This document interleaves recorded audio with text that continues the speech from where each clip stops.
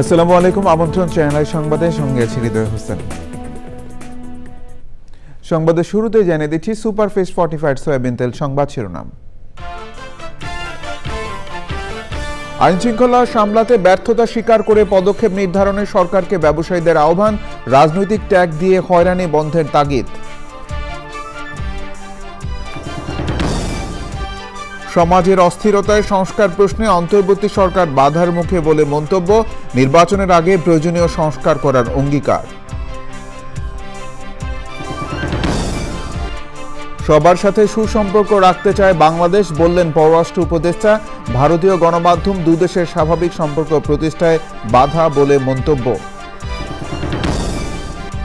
স্বাধীন বিচার বিভাগের জন্য আলাদা সচিবালয় করতে প্রধান বিচারপতির প্রস্তাব, আর্থিক ও সামাজিকভাবে দুর্বলদের আইনি সহায়তা বাড়ানোর উদ্যোগ। দেশে জনপ্রিয় হয়ে উঠছে বস্তা পদ্ধতিতে আদা চাষ, ব্যাপকভাবে আবাদ হলে চাহিদা মিটিয়ে রপ্তানির সুযোগ দেখছেন বিশেষজ্ঞরা। এবং জ্যামাইকা বাংলাদেশ ওয়েস্ট ইন্ডিজের দ্বিতীয় টেস্ট শুরু রাত ৯টায়, সিরিজে হার এড়াতে টাইগারদের পূর্ণাঙ্গ প্রস্তুতি।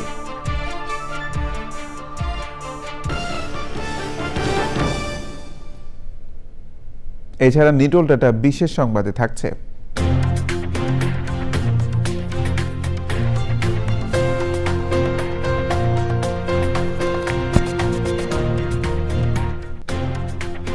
বরিশালে নব থিয়েটার নির্মাণের খবর।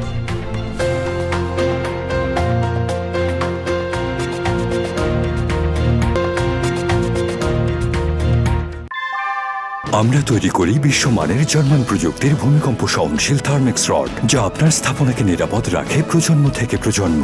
সালাম স্টিল, মোস্ট ডিউরেবল স্টিল।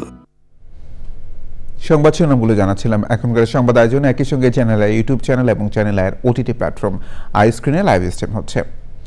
আইনশৃঙ্খলা পরিস্থিতি সামাল দিতে ব্যর্থতার কথা স্বীকার করে নিতে অন্তর্বর্তী সরকারকে আহ্বান জানিয়েছেন ব্যবসায়ী নেতারা। এই অবস্থা থেকে উত্তরণে উপদেষ্টারা কি করবেন তা জানতে চেয়েছেন তারা। 15 বছর জামায়াত বিএনপি ট্যাগ দিয়ে হয়রানির জায়গায় এখন ফ্যাসিস্ট সরকারের সহযোগী বলে ব্ল্যাকমেল বন্ধে ব্যবসায়ীদের শক্ত পদক্ষেপ চেয়েছেন। ব্যবসায়ীদের হতাশায় না ভোগার আহ্বান জানিয়ে অর্থ উপদেষ্টা বলেছেন, সরকার সাধ্যমতো চেষ্টা করছে। রিজভি নওয়াজের রিপোর্ট। বেসরকারি খাতে প্রত্যাশা ও অগ্রাধিকার জানতে রাজধানীতে ব্যবসায়ী সম্মেলন। Dhaka chamber of commerce and industry DCCI এর আলোচনায় রাজনৈতিক পরিচয় নেই এমন ব্যবসায়ীদের বড় অংশ যোগ দেন।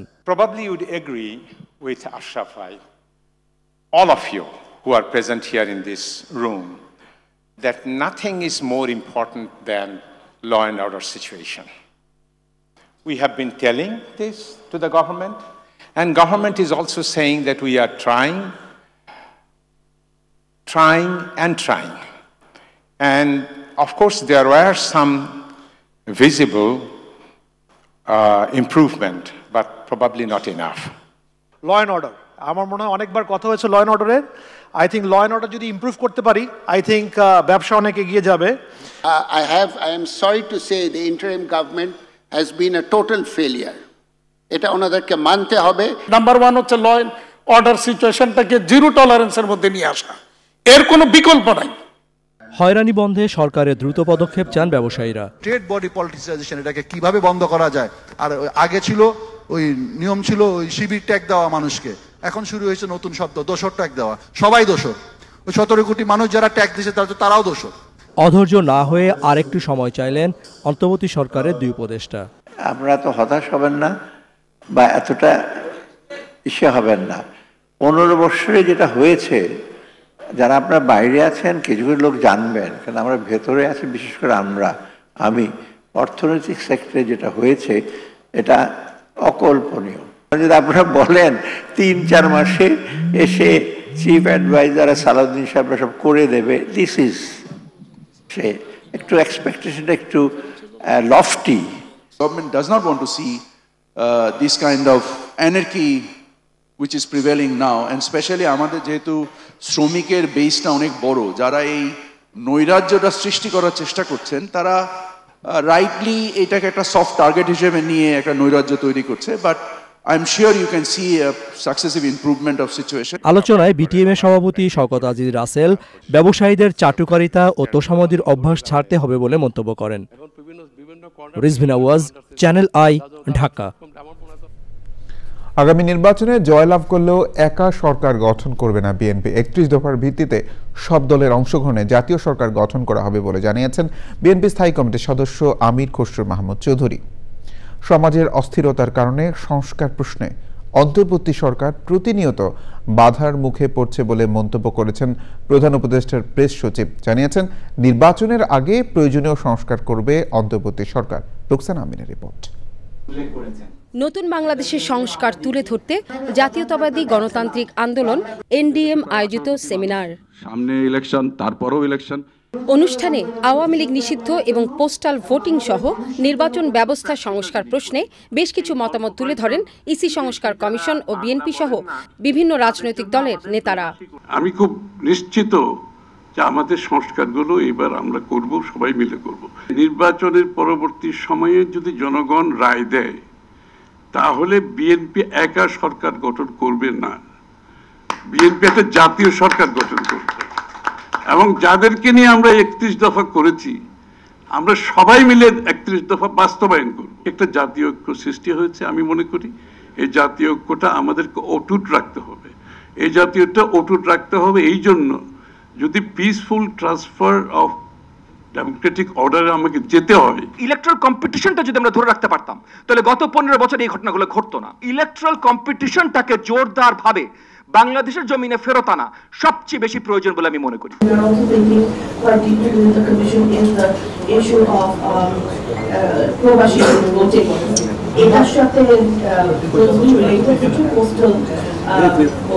আমার নির্বাচনে যখন বাইরে থেকে প্রভাব খাটানো হয়, রেজাল্ট চেঞ্জ করে দেওয়া হয়, আগ্রাসী ভূমিকাটা আসে, who will stop that Indian aggression for my country? Awami লীগকে কোনোভাবেই জাতীয় পার্টির মতন সুযোগ দেওয়া যাবে না। একটি গণ অভ্যুত্থান, গণবিপ্লব, গণহত্যার পরে কোনো দল রাজনীতি করতে পারে না। সেই বিষয়ে এই সরকারকে সিদ্ধান্ত নিতে হবে। সেমিনারে নির্বাচনের বিষয়ে সরকারের অবস্থান তুলে ধরেন প্রধান উপদেষ্টার প্রেস সচিব। আমাদের মধ্যে যে রেস্টলেস মাইন্ডগুলো আবার চারা দিয়ে উঠতেছে, আমরা কি সত্যিকার অর্থে রিফর্মটা করতে পারবো কি করতে পারবো না, এটা এখন বিগ ইস্যু। সাথে আছে ধরেন বর্ডারের ওই পারের থেকে এক ধরনের কোঅর্ডিনেটেড ম্যাসিভ একটা ডিসইনফরমেশন ক্যাম্পেইন। অনেকে বলছেন যে এত আয়োজন, এতটুকু রিফর্মের কি দরকার, আপনারা ইলেকশন দিয়ে চলে যান। আমরা এখানে থাকতে চাই, আমি এখানে পারলে জেলে পচে মরতে চাই, তাও আমরা চাই যে এখানে একটা ভালো রিফর্ম হোক। সংবিধান, আইন ও বিচার বিভাগ, নির্বাচন কমিশন, শিক্ষা, ব্যবসা, জ্বালানি ও গণমাধ্যম সহ 9 ক্ষেত্রে সংস্কার প্রস্তাব অন্তর্বর্তী সরকারের কাছে পেশ করবে NDM. Rukhsana Amin, channel I, Dhaka. দেশের স্বার্থে জাতীয় ঐকমত্য গড়ে তোলার আহ্বান জানিয়েছেন পররাষ্ট্র উপদেষ্টা তৌহিদ হোসেন। বাংলাদেশ কারোর জন্য আতঙ্কের কারণ নয় জানিয়ে তিনি বলেছেন সবার সাথে সুসম্পর্ক রাখতে চায় বাংলাদেশ। রাজধানীর নর্থ সাউথ বিশ্ববিদ্যালয়ে বাংলাদেশ ভারত সম্পর্ক নিয়ে আলোচনা সভায় পররাষ্ট্র উপদেষ্টা আরও বলেন, ভারতীয় গণমাধ্যম দুদেশের স্বাভাবিক সম্পর্ক প্রতিষ্ঠায় প্রতিবন্ধকতা তৈরি করছে।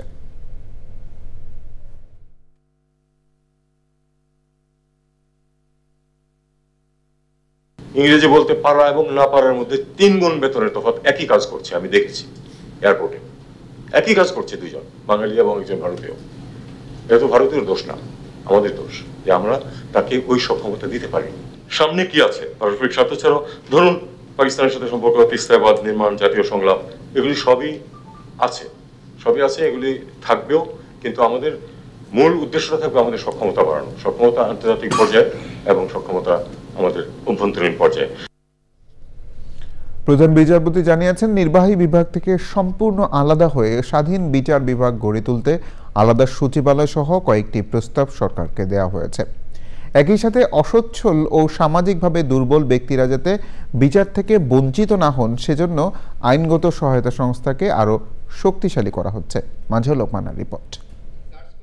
ব্যবহারিক ক্ষেত্রে আইনের অনুশীলন শীর্ষক কর্মশালার আয়োজন করে সুপ্রিম কোর্ট আইনজীবী সমিতি।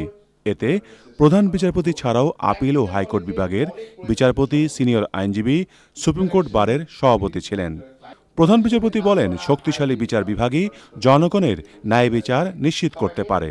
As part of my steadfast commitment to institutional reform and strengthening the independence of the judiciary, I have taken decisive steps to establish the foundation for true separation of powers.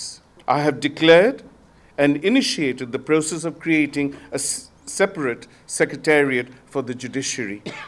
Alongside this, I have proposed the formation of a Judicial Appointments Council. অসহায় মানুষেরাও যাতে বিচার পায় তা নিশ্চিত করার কথা জানান তিনি। In our reform efforts, as it expands the reach of legal aid services and reinforces our commitment to ensuring that no one is denied justice due to financial or practical constraints. বিচার বিভাগের মর্যাদা সমুন্নত রাখতে আইনজীবীদের ভূমিকা গুরুত্বপূর্ণ বলে মন্তব্য করেছেন প্রধান বিচারপতি। মাঝড়ক মান্না, চ্যানেল আই, ঢাকা। চট্টগ্রামে আইনজীবী সাইফুল ইসলাম আলিফ নিহতের 3 দিন পর 31 জনের নাম উল্লেখ করে হত্যা মামলা করেছেন তার বাবা জামাল উদ্দিন। এতে অজ্ঞাত আরও 10 থেকে 15 জনকে আসামি করা হয়েছে। শুক্রবার রাতে নগরীর কোতোয়ালি থানায় জামাল উদ্দিন এই মামলা করেন। মামলার বিষয়টি নিশ্চিত করেছেন কোতোয়ালি থানার ওসি মোহাম্মদ আব্দুল করিম। এছাড়া আদালত চত্বরে আইনজীবীদের উপর হামলা ও ভাঙচুরের অভিযোগে 115 জনের নাম উল্লেখ সহ অজ্ঞাত আরও 400 থেকে 500 জনকে আসামি করে আরেকটি মামলা করেছেন নিহত আইনজীবী আলিফের বড় ভাই খানে আলম। জুলাই শহীদ স্মৃতি ফাউন্ডেশনের সাধারণ সম্পাদক সাজ্জিস আলম বলেছেন, জুলাই অভ্যুত্থানের বিজয়ে যেন সফল না হয় সেজন্য পতিত স্বৈরাচার ও তার দোসররা চেষ্টা করছে। তিনি বলেন, কোনোভাবে যদি তারা ব্যর্থ হয় তাহলে কারোই অস্তিত্ব রাখবে না ক্ষমতাচ্যুতরা। ময়মনসিংহ টাউন হল মিলনায়তনে ছাত্র জনতার গণ অভ্যুত্থানের সময় শহীদ 55 পরিবারকে আর্থিক সহায়তা প্রদান অনুষ্ঠানে সার্জিস আলম আরও বলেন, 5ই আগস্ট অনেক শহীদ পরিবারকে মরদেহ দাফন করতে দেওয়া হয়নি। অনুষ্ঠানে ছিলেন ফাউন্ডেশনের প্রধান নির্বাহী মীর মাহবুবুর রহমান স্নিগ্ধ, অতিরিক্ত বিভাগীয় কমিশনার ইউসুফ আলী, জেলা প্রশাসক মফিদুল আলম, অতিরিক্ত পুলিশ সুপার শামীম হোসেন ও শহীদদের পরিবারের সদস্যরা। খুনি হাসিনা এবং তার দোসররা সব দিক দিয়ে চেষ্টা করছে আমরা যেন সফল না হই, এবং কোনোভাবে যদি আমরা ব্যর্থ হই, আমরা যারা এখানে রয়েছি কারোরই অস্তিত্ব খুনি হাসিনা রাখবে না। ওই 5ই আগস্টের আগে যেমন এমন অনেক শহীদ পরিবার রয়েছে ঠিকমতো দাফন করতে দেওয়া হয় নাই, বাড়িতে থাকতে দেওয়া হয় নাই, থানায় হয়রানি করা হয়েছে, আবার যদি খুনি হাসিনা দোসররা আসে একই কাজ করা হবে। সেই জায়গা থেকে এটা আমাদের সকলের দায়িত্ব যে যেই স্বপ্ন নিয়ে যে স্পিরিট নিয়ে অভ্যুত্থান হয়েছে সেটাকে রক্ষা করা। আমরা আমাদের জায়গা থেকে সরকারের যেমন গঠনমূলক সমালোচনা করব, একইভাবে আমরা প্রশাসন থেকে শুরু করে সার্বিকভাবে সকলকে তাদের কাজে সহযোগিতাও করব। দখল, দূষণ, বাড়তি লবণাক্ততা ও জলবায়ু অভিঘাতে ধুঁকতে থাকা বাংলাদেশের ফুসফুস সুন্দরবন ও উপকূলীয় জনপদের জীবনমান উন্নয়নে ন্যায্য নগর বিষয়ে সম্মেলন হয়েছে। আলোচনায় সুন্দরবন ও আশপাশের ক্ষয়ক্ষতির প্রকৃত চিত্র পর্যবেক্ষণের পাশাপাশি করণীয় নির্ধারণে কার্যকর রূপরেখা উঠে আসে। মংলা থেকে আব্দুল করিমের ভিডিওচিত্রে আলিমাল রাজির রিপোর্ট।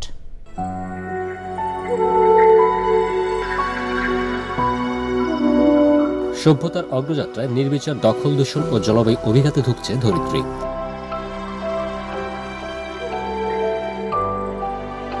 ঘূর্ণিঝড় সহ অন্যান্য প্রাকৃতিক দুর্যোগে ঢাল হয়ে দাঁড়ানো সুন্দরবন এবং উপকূলীয় জনপদের পরিবেশ, প্রতিবেশ ও জীবন জীবিকায় পড়ছে বিরূপ প্রভাব।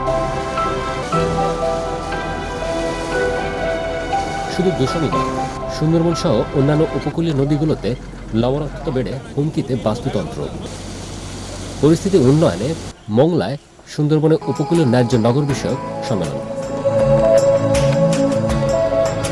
বৈঠকে আয়োজনে উঠে আসে সংকটের গভীর চিত্র ও উত্তরণের রূপরেখা। আবহাওয়াটা এই পর্যন্ত না আসার কারণে সুন্দরবনের যে জীববৈচিত্র্য ধ্বংস হচ্ছে। দেশের ফুসফুস খ্যাত সুন্দরবনে লবণাক্ততা ও দূষণে হুমকিতে থাকা উদ্ভিদ ও জীববৈচিত্র্য রক্ষায় সার্বিক সচেতনতা ও সমন্বিত উদ্যোগে গুরুত্ব আরোপ করেন বিশেষজ্ঞরা। সুন্দরবনের যেই সুন্দরী গাছগুলোর আগাগুলো মারা যাচ্ছে, আগা মরা রোগ বলে এটাকে অনেক। আমাদের এখানে যত রকমের দূষণ আছে সবগুলো দূষণেই কিন্তু সুন্দরবনের নদীগুলোর মাধ্যমে সাগরে যাচ্ছে। এই দূষণ কিন্তু অন্যতম একটা থ্রেট এই মুহূর্তে। আর বিশেষ করে পশুর নদী এবং সুন্দরবনের আশেপাশে বড় বড় মেগাশিল্প গড়ে উঠেছে, এগুলো কিন্তু অন্যতম কারণ। আমরা খুব সম্প্রতি আমরা দেখেছি ফার্নেস অয়েল স্পিল হয়েছে, প্রচুর পরিমাণে মাছ, প্রচুর পাখি, প্রচুর পরিমাণে ক্ষতিগ্রস্ত হয়েছে সুন্দরবন। গবেষণা বলছে জলবায়ু পরিবর্তনের অভিঘাতে শুধু জীবন জীবিকা আর জীববৈচিত্র্যই হুমকিতে না, বরং নানা রোগের প্রাদুর্ভাবের পাশাপাশি ব্যাপক প্রভাব ফেলছে অভিঘাতগ্রস্ত জনপদের মানুষের মানসিক স্বাস্থ্যে। সম্মেলনের আয়োজক বাংলাদেশ নদী পরিব্রাজক দল, RDRC, বাংলাদেশ রিভার ফাউন্ডেশন, বেলা এবং প্রকৃতি ও জীবন ফাউন্ডেশন সহ 7টি সংগঠন। আলিবাদ রাজি, চ্যানেল আই, মংলা, বাগেরহাট। দেশের চাহিদা পূরণে প্রতি বছর প্রায় 1 থেকে 1.5 লাখ মেট্রিক টন আদা আমদানি করতে হয়, অথচ খুব সহজে আদা চাষ করে লাভবান হওয়া যায়, কমানো যায় আমদানি নির্ভরতা। দেশে জনপ্রিয় হয়ে উঠছে বস্তা পদ্ধতিতে আদা চাষ। বিশেষজ্ঞরা বলছেন আরও ব্যাপক আকারে আদার চাষ সম্প্রসারিত হলে নিজেদের চাহিদা মিটিয়েও রপ্তানির সুযোগ রয়েছে। বিস্তারিত জানাচ্ছেন শাইখ সিরাজ। বাংলাদেশ পরিসংখ্যান ব্যুরোর তথ্য মতে দেশে আদার চাহিদা প্রায় 2 লাখ মেট্রিক টন। গত বছর উৎপাদন হয়েছিল 84,000 মেট্রিক টন আর আমদানি করা হয়েছিল 1,43,000 মেট্রিক টন আদা। চলতি বছরেও আদা আমদানি করা হয়েছে 90,000 মেট্রিক টন। আশার কথা হচ্ছে বস্তা পদ্ধতিতে আদা চাষ সম্প্রসারণে গত 2 বছরে দেশে আদার উৎপাদন বেড়েছে। 70 বস্তা আদা লাগিয়েছি এবং আমার প্রতি বস্তায় খরচ হয়েছে 30 টাকা করে। আগামী বছর আমি কমপক্ষে 4 থেকে 500 বস্তা আদা লাগাবো ইনশাল্লাহ। এইখানে আমার খরচ হয়েছে 9,000 টাকার মতো। যদি গতবারের মতো আর কি আদার বাজারটা ভালো থাকে তাহলে ইনশাল্লাহ আমি 80,000 থেকে 1 লক্ষ টাকার মতো বিক্রি করতে পারবো। রংপুরের মিঠাপুকুরের রূপসী গ্রাম, এখানে বসতবাড়ির আঙিনা, আমবাগান, লিচু বাগান সহ বিভিন্ন সবজি ফসলের মাঠেও বস্তায় আদা চাষ চলছে। দেখি বাগান তো পড়িয়ে থাকে, নিচটা খালি জায়গা, এই একটা মনোবল হলো যে আদা লাগাই। আর যেহেতু আদা ছায়া পছন্দ করে, তাহলে এই জমিটাতে খালি ফেলে না রেখে এই গোটা এলাকাটার ভিতরে 25,000 গাছ এই পাশ আর এই পাশ মিলিয়ে এই পদ্ধতিতে আদা চাষ বাড়ানো গেলে আমদানি নির্ভরতা কমানো সম্ভব বলছেন কৃষি বিশেষজ্ঞরা। এই প্রযুক্তির মাধ্যমে চাষাবাদের ক্ষেত্রে আমার আলাদা কোনো জমির প্রয়োজন হচ্ছে না। এর পাশাপাশি পরবর্তী বছরের জন্য বীজও কিন্তু সেখান থেকে সে রেখে দিতে পারবে। আর এখান থেকে যে উৎপাদনটা হবে সেটিও কিন্তু আপনার জাতীয় উৎপাদনে সংযুক্ত হবে। দেশে 3.5 কোটি বসতভিটার প্রতিটিতে 10 বস্তা করে আদা চাষ করলেও 35 কোটি বস্তা আদার চাষ সম্ভব। প্রতি বস্তায় 1 কেজি করে হলেও মোট আদার উৎপাদন হবে 3.5 লাখ টন, যা আমাদের চাহিদার চেয়েও 1.5 লক্ষ টন বেশি। যে কারণেই এই চাষ পদ্ধতিতে কৃষক ঝুঁকছে দিন দিন। বিবিএস বলছে সারা দেশে যে আদার উৎপাদন হয় বস্তা পদ্ধতিতেই এবছর উৎপাদন হবে প্রায় 10,000 মেট্রিক টন। এই পদ্ধতিতে আদা চাষ যদি বাড়ানো যায় তাহলে আমাদের আমদানিকৃত আদার যে ব্যয়ভার সেটা অনেকটাই কমিয়ে আনা সম্ভব হবে। রংপুরের মিঠাপুকুরের রূপসী থেকে শাইখ সিরাজ, চ্যানেল আই। এ নিয়ে বিস্তারিত প্রতিবেদন দেখবেন আজ রাত 9টার সংবাদের পর হৃদয়ে মাতৃ মানুষ অনুষ্ঠানে। Bangladesh West Indies test series প্রসঙ্গ।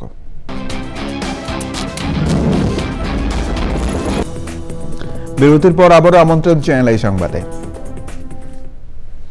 বেইত লাহিয়া ইসরায়েলি বিমান হামলায় 75 জন সহ গাজা জুড়ে 24 ঘন্টায় প্রায় 100 ফিলিস্তিনি নিহত হয়েছেন। গাজার সরকারি মাধ্যম বলছে অবরুদ্ধ ফিলিস্তিনিদের ক্ষুধা ও দুর্ভোগ বিপর্যয়ের পর্যায়ে চলে গেছে। ইসরায়েলি হামলায় নিহতের পাশাপাশি ক্ষুধা ও বিভিন্ন রোগে আক্রান্ত হয়ে মৃত্যু বেড়েই চলেছে। ইসরায়েল ও লেবাননের মধ্যে 60 দিনের যুদ্ধবিরতির চুক্তির 4 দিন পার হয়েছে। এ নিয়ে হিজবুল্লাহ প্রধান নাঈম কাসেম বলেছেন, ইসরায়েলের যুদ্ধবিরতির চুক্তির পদক্ষেপ ঐশ্বরিক বিজয়। মার্কিন সেনাবাহিনীর কেন্দ্রীয় কমান্ড বলছে, ইসরায়েল হিজবুল্লাহ যুদ্ধবিরতি পর্যবেক্ষণ করতে বৈরুতে আছেন মেজর জেনারেল জেসপার জেফার্স। সংবাদ মাধ্যম এফপি জানিয়েছে, গাজা ইসরায়েল যুদ্ধবিরতি চুক্তির বিষয়ে আবারও আলোচনা করতে মিশরের কায়রোতে যাচ্ছে হামাস প্রতিনিধি দল। আইস্ক্রিন সাংস্কৃতিক সংবাদ।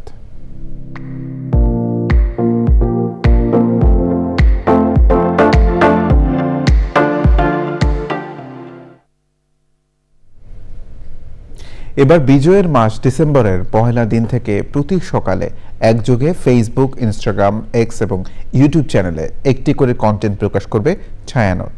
জাতীয় সঙ্গীত দিয়ে কন্টেন্টের যাত্রা শুরু হলেও একে একে থাকবে গীত, রণসঙ্গীত সহ ছায়ানটের প্রতিদিনের পরিবেশনা সহ নানা আয়োজন। প্রতিদিন সকাল 9টায় নিয়মিত কন্টেন্ট প্রকাশ হবে। মানব জীবনের সকল আধার থেকে জাগরণের প্রয়োজন বলে মনে করেন সংশ্লিষ্টরা, তাই প্রাথমিক এই আয়োজনের নাম রাখা হয়েছে জাগরণী। বাঙালি বিজয়ের মাসের পয়লা দিন থেকে প্রতি সকালে একযোগে ফেসবুক, ইনস্টাগ্রাম, এক্স এবং ইউটিউব চ্যানেলে ছায়ানট একটি করে কন্টেন্ট প্রকাশ করবে। প্রথম কন্টেন্ট জাতীয় সঙ্গীত। সমমনা প্রতিষ্ঠান ও সংগঠন নালন্দা জাতীয় রবীন্দ্রসঙ্গীত সম্মেলন পরিষদ, কণ্ঠশীলন ও ব্রতচারীর সহযোগিতায় হাজারো মানুষ তার দৃশ্য ধারণে অংশ নিয়েছে, কণ্ঠ মিলিয়েছে। এবার নিটল ডাটা বিশেষ সংবাদ।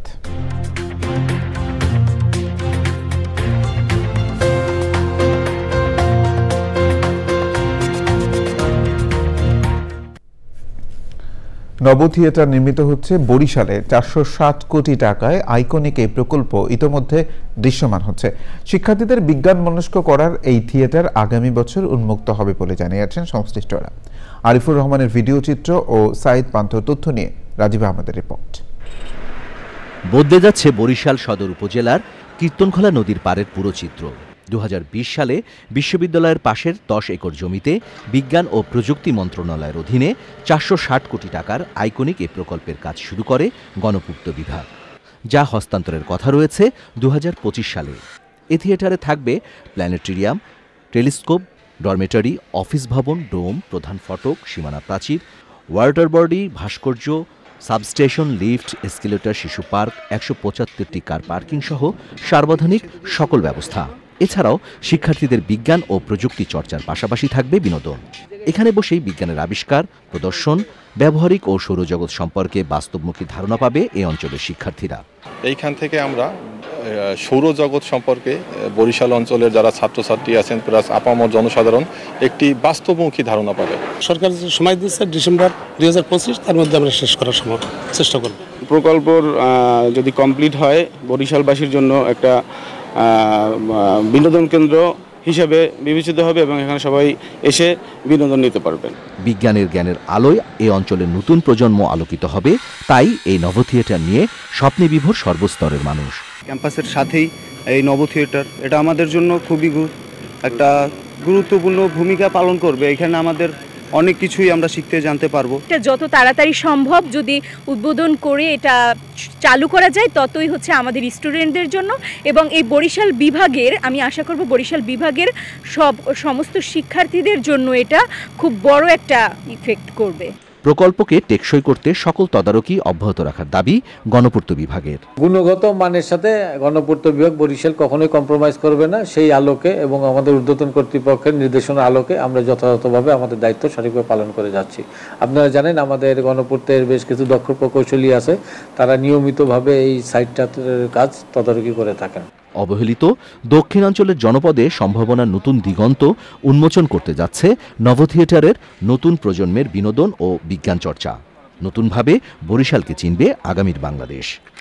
Rajib Ahmed, Channel i. এবার কৃষি সংবাদ।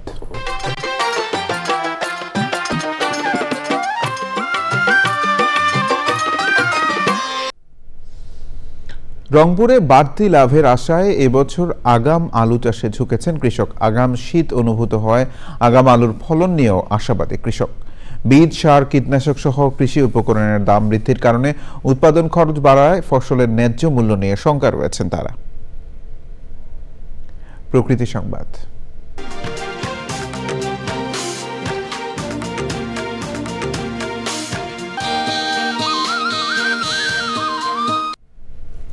বিভিন্ন বাস্তুতন্ত্র পুনরুদ্ধারে ভোলার শাহবাজপুর খালে পরিচ্ছন্নতা অভিযান চালিয়েছে উপজেলা প্রশাসন। এমন উদ্যোগে রোগ জীবাণুর প্রাদুর্ভাব কমার পাশাপাশি বায়ু দূষণ কমার আশাবাদ স্থানীয়দের। জনস্বাস্থ্য ও পরিবেশের ভারসাম্য রক্ষায় খালে ময়লা আবর্জনা না ফেলার আহ্বান সংশ্লিষ্টদের। পূবালী ব্যাংক বাণিজ্য সংবাদ।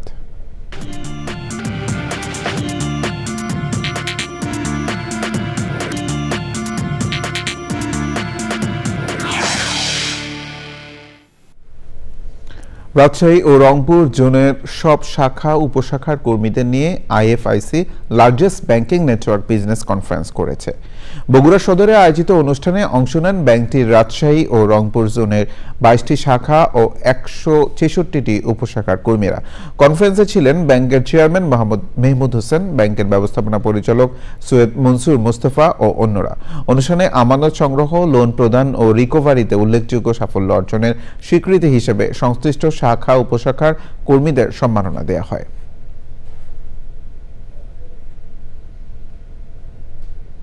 সংবাদে আবারও বিরতি নিচ্ছি, আর বিরতির পর জানিয়ে ফিরছি। বিরতির পর আবার আমন্ত্রণ চ্যানেল সংবাদে। খেলার খবর।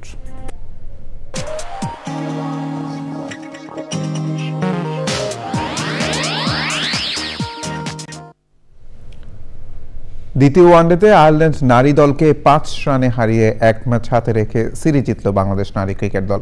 আয়ারল্যান্ডের 194 রানের জবাবে ব্যাট করতে নেমে 37 বল হাতে রেখে সহজ জয় তুলে নেয় টিম টাইগ্রেস।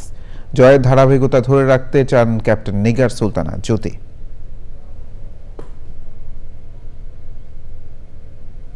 সংবাদ শেষ করব সবশেষে সুপারফেস্ট 45 সয়াবিন তেল। সংবাদ শিরোনামগুলো জানিয়ে দিচ্ছে আরো একবার। আইনশৃঙ্খলা সামলাতে ব্যর্থতা স্বীকার করে পদক্ষেপ নির্ধারণে সরকারকে ব্যবসায়ীদের আহ্বান, রাজনৈতিক ট্যাগ দিয়ে হয়রানি বন্ধের তাগিদ।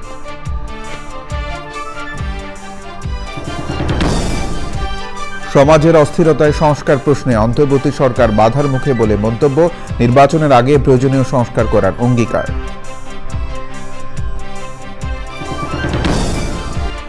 সবার সাথে সুসম্পর্ক রাখতে চায় বাংলাদেশ, বললেন পররাষ্ট্র উপদেষ্টা। ভারতীয় গণমাধ্যম দুদেশের স্বাভাবিক সম্পর্ক প্রতিষ্ঠায় বাধা বলে মন্তব্য। স্বাধীন বিচার বিভাগের জন্য আলাদা সচিবালয় করতে প্রধান বিচারপতির প্রস্তাব, আর্থিক ও সামাজিকভাবে দুর্বলদের আইনি সহায়তা বাড়ানোর উদ্যোগ। দেশে জনপ্রিয় হয়ে উঠছে বস্তা পদ্ধতিতে আদা চাষ, ব্যাপকভাবে আবাদ হলে চাহিদা মিটিয়ে রপ্তানির সুযোগ দেখছেন বিশেষজ্ঞরা।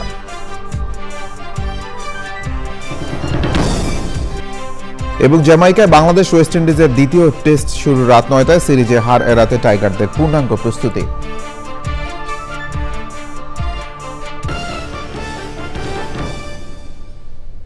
এই ছিল সংবাদ আয়োজন। ধন্যবাদ সবাইকে।